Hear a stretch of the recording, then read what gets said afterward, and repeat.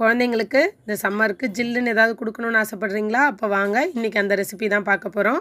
இன்றைக்கி வந்து fruit custard எப்படி பண்ணுறது அப்படின்னு தான் பார்க்க போகிறோம். இதுக்கு ஒரு பேன் அடுப்பில் வச்சு 3/4 லிட்டர் பால் ஆட் பண்ணிக்கோங்க.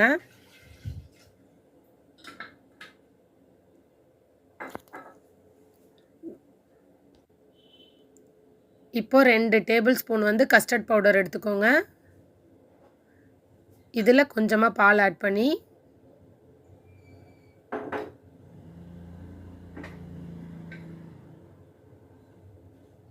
நல்லா ஒரு கரண்டி போட்டு மிக்ஸ் பண்ணி விடுங்க.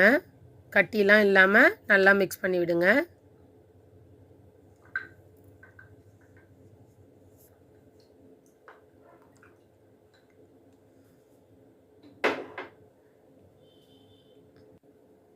இப்போது குங்குமப்பூ எடுத்து ஒரு பிஞ்ச் ஆட் பண்ணிக்கோங்க அந்த காய்ச்சிற பாலில்.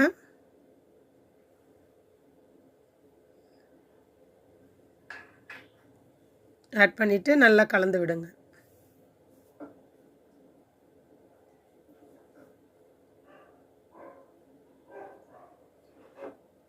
இப்போது நம்ம கஸ்டர்ட் பவுடர் கரைச்சி வச்சுருக்கோம்ல, அதையும் இதில் ஆட் பண்ணிக்கோங்க. ஆட் பண்ணிவிட்டு நல்லா கலந்து விட்டுருங்க.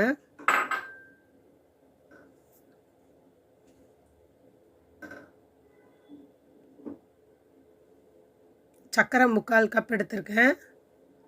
அதையும் இதில் ஆட் பண்ணி நல்லா மிக்ஸ் பண்ணி விடுங்க. ஸ்லோலே இருக்கட்டும்.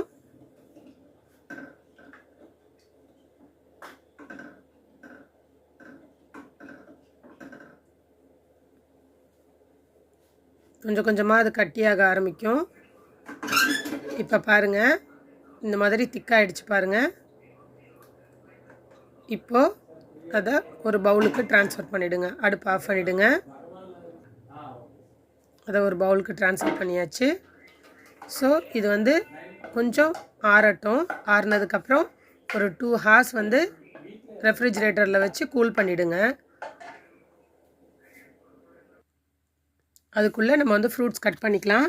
இன்றைக்கி வந்து பார்த்திங்கன்னா நான் போமோகிரானேட் எடுத்திருக்கேன்,